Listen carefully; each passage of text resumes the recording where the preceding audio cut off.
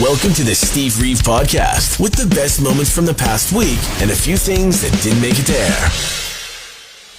Thursday. When did Nova Scotia hurt you, Chelsea Handler?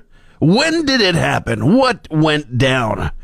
With some very aunt you haven't seen in a few years that has 5 minutes alone with you at the dinner table finally energy, Chelsea Handler launched into a whole line of questioning for actor Ethan Hawke on her Netflix talk show very recently. The viral clip is being shared online right now. I know you're going to Nova Scotia. They told me you're going on a trip to Nova Scotia. You have 4 kids, right? Yeah. And what do you do in Nova Scotia? Why do you go there? I feel like I'm in trouble. I mean, what? I mean, This isn't a reward to be on this show. You're in trouble. Once he got past the weird energy of the line of questioning, that is, totally had our backs.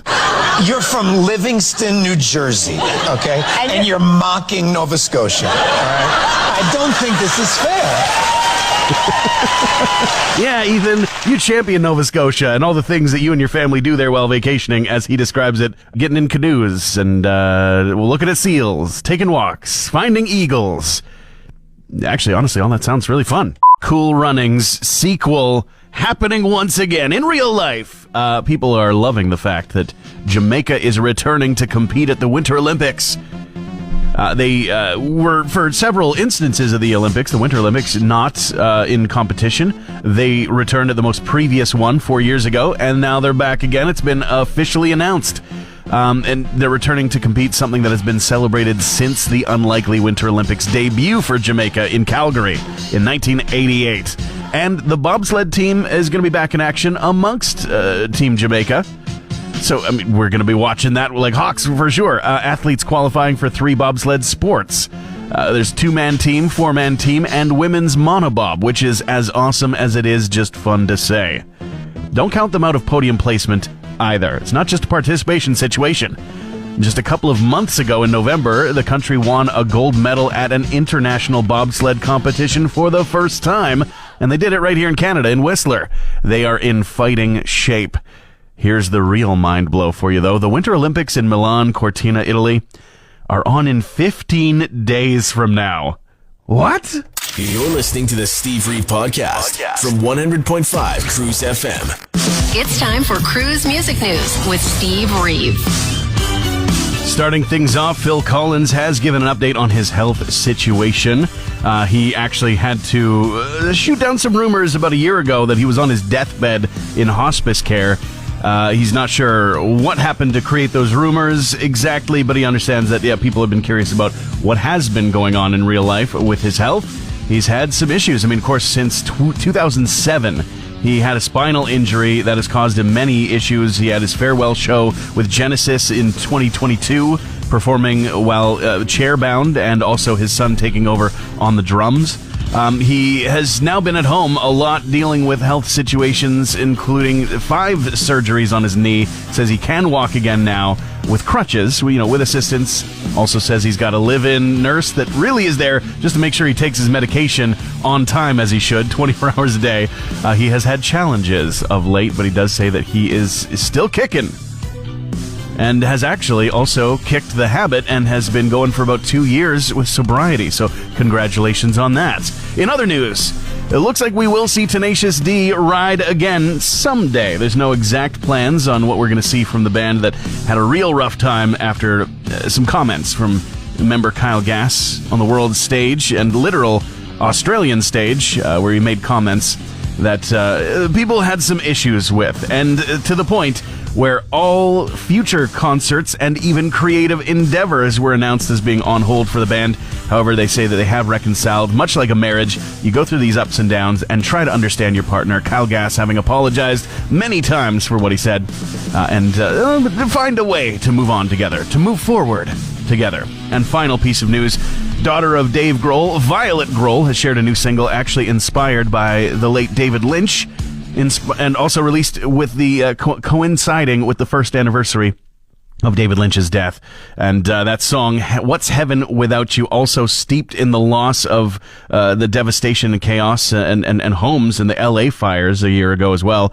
They came together to put this piece out there into the world, and it's haunting. That's it for your music news this morning. Recently, Matt Damon, he's out promoting The Rip, starring him and Ben Affleck, amongst others, said that Netflix wants movies to rehash the plot 3 or 4 times in the dialogue because viewers are on their phones. That kind of sounds like the people who are on their phones' problem, But in addition to demanding a big set piece in the first 5 minutes of any action movie that is produced, Damon says that they want to literally dumb things down throughout the movies for folks with short attention spans. Something that streaming services have absolutely played a part in. Obviously, it's a bad strategy and leads to extremely expensive but extremely forgettable titles, like The Electric State. You remember watching that? You probably remember watching it. Do you remember anything from it? Not really. I'm not saying that people aren't on their phones or that they just shouldn't be. Oh no, you're not allowed. Scroll and dissociate if you want. It's your free time, it's your evening, whatever. I just ask that if you do double screen it, you don't complain about what you just didn't really watch. Just let the thing fall into the past and get ready to watch the next thing. I have no idea what happened about 6 minutes into any episode of Is It Cake? But I'm not going to dump on the show on social media because I didn't want to control any impulses. That's all. Friday. A century-old hockey card set up for auction. It's an event so rare it's being called the Holy Grail for collectors. You got to be into it, of course, and there's not even any color printed on them. It's that old. They're from 1924 to 25. A group of 51 cards from the Champs Cigarettes hockey set. Did I mention they're a century old? The crown on top of the collection is what some consider the rookie card for the Stanley Cup, which is really interesting. Even what's printed on it really says there was people that weren't available for a photo to fulfill the entire set of cards, so consider this a replacement for those. It's like an afterthought, the Stanley Cup, we're just throwing it in there just to fill space. First time the cup was featured on a hockey card of any collection, and the depiction is, compared to what it looks like now, missing a few layers that have been grafted on over the decades. It is kind of a big deal for card collectors. It's a big auction, thousands of dollars per card. And it almost didn't happen. According to the owner, he was gifted the set from his dad, who was about to toss them in the trash back in 1988.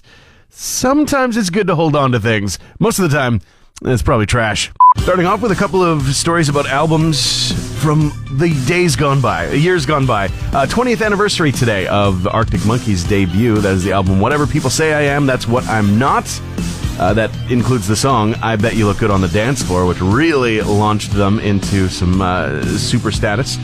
You've also got a 50-year-old album getting a certification that no other album has ever before. The Eagles' Greatest Hits, released 50 years ago, also happens to be the fifth best-selling album in the world. It's now the first album with quadruple diamond certification in the United States.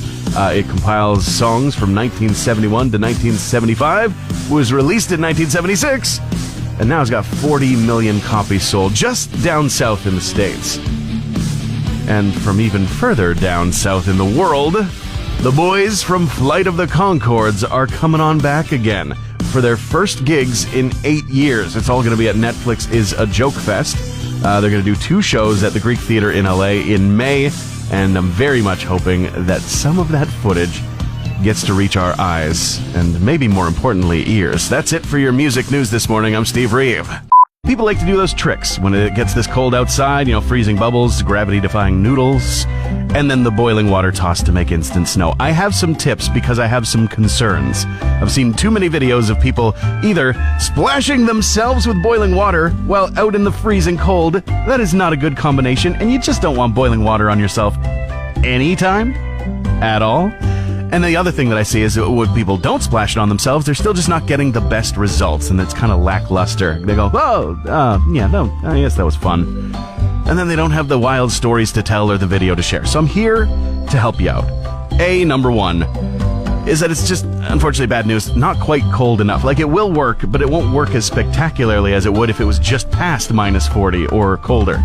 We're just at the cusp of these tricks working, and working in a really magical way. The other thing is, get your water real hot, Don't be mixing, hot water into a cold receptacle or vice versa. Those big temperature changes can shatter glass. They can even shatter metal. So just make sure that things that are hot aren't going into things that are cold, other than the air. And the other thing, the main thing, you don't need a ton of the boiling water. Less is more in this case. You need more than enough so that it won't just freeze instantly in the pot, but you don't need so much that it's just still water in the air.